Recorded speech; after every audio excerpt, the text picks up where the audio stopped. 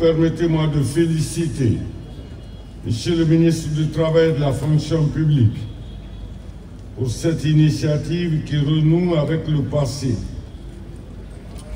Monsieur le ministre, merci d'avoir placé confiance en votre outil de défense. En effet, l'introduction de la formation militaire des futurs cadres de l'administration publique ne date pas d'aujourd'hui. On se souvient qu'il y a maintenant 40 ans, la 19e promotion des sortants des universités guinéennes et étrangères fut la dernière à suivre cette formation avant le début de leur vie socio-professionnelle. Parmi eux, d'aucuns ont fait carrière dans l'armée, tandis que d'autres ont évolué dans l'administration civile. Mais le fait le plus marquant dans tout cela, c'est qu'ils sont restés unis pour la vie. Cette induction qui commence aujourd'hui vise plusieurs objectifs, dont, entre autres, préparer les nouveaux fonctionnaires à l'endurance physique, morale et intellectuelle, à l'adaptation à toutes les situations de crise, à la maîtrise de soi dans des conditions difficiles et maintenir un parfait état de santé physique. Inculquer aux jeunes fonctionnaires ce qu'est le civisme, le respect de la chose publique, le don de soi, le désintéressement, le caractère, l'amour de la patrie. Créer au sein du groupe un environnement de fraternité, d'entraide mutuelle et de cohésion sociale. Mesdames et messieurs, l'induction des jeunes fonctionnaires est un processus qui nous permettra de combler les lacunes constatées ces dernières décennies avec l'abandon de la formation militaire obligatoire des universitaires. Ce programme qui devrait se perpétuer, j'en suis certain, pourrait donc être la solution à l'épineux problème de formation civique et morale de nos cadres de la fonction publique, en intégrant la dimension militaire à leur connaissance académique. Enfin, Monsieur le Premier ministre, le rêve du CNRD, avec à sa tête le chef suprême des armées, de faire un citoyen de type nouveau, conscient de son appartenance à la patrie commune, respectueux des biens publics, est en train de se réaliser avec cette induction.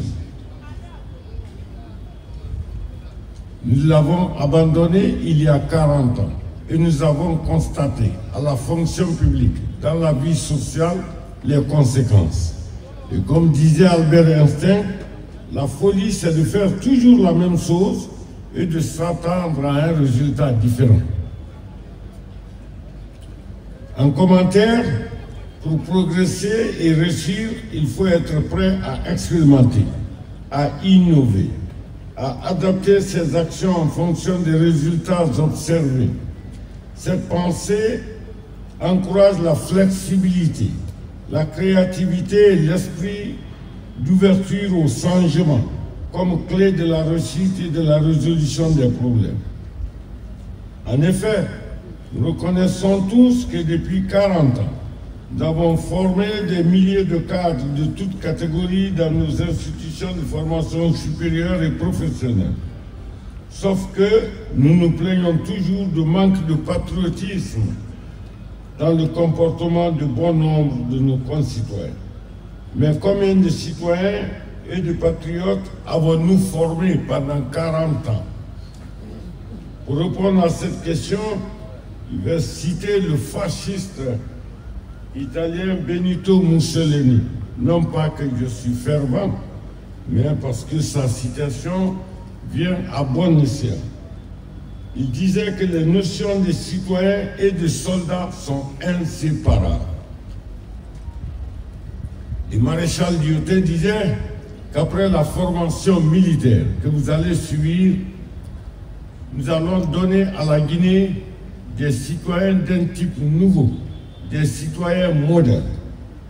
C'est une façon de dire qu'être bon citoyen, c'est comme être soldat, car le soldat est ce citoyen qui accepte de souffrir pour que les autres vivent heureux, de pleurer pour que les autres rient, de perdre pour que les autres gagnent, de sacrifier sa vie pour sauver celle des autres.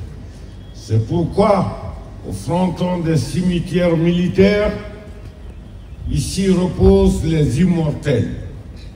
Les soldats sont des immortels parce qu'ils meurent pour que les civils vivent et les civils vivent de la mort des soldats. À partir de cette formation, vous devenez des immortels. Mesdames et messieurs, le ministère de la Défense nationale, à travers ses centres d'instruction et de formation, est disposé à fournir son expertise pour la mise en œuvre des programmes élaborés par l'État-major général des armées dans le cadre de cette induction. C'est ce qui concrétise l'adhésion du département de la Défense aux idéaux de refondation de l'État prônés par son Excellence, Monsieur le Président de la République, le général Mamadi Doumbouya, chef de l'État, chef suprême des armées. Avant de terminer mon intervention, je voudrais inviter les jeunes fonctionnaires à être moralement prêts à affronter ce qui est pour nous les militaires le premier pas dans la formation physique et morale du soldat. Après cette formation, vous êtes des fonctionnaires, mais l'effectif de votre recrutement devient une réserve militaire. Et ce, jusqu'à l'âge de 55 ans. Vous êtes mobilisables pour la défense de la patrie, pour que flotte toujours pour l'éternité le rouge, jaune, vert de la République de Guinée. Merci de votre aimable attention.